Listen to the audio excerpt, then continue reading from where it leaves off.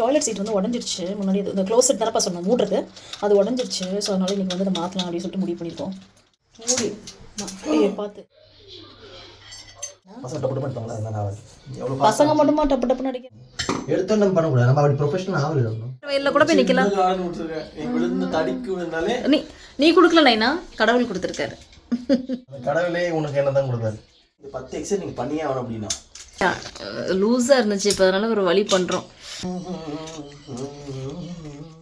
தக்ஷா வந்து 4 விஷயம் சொன்னான். லைட்டு போட்டோன்னே ஒரு மாதிரி இருக்குன்னு சொல்கிறேன், என்னன்னு தெரில.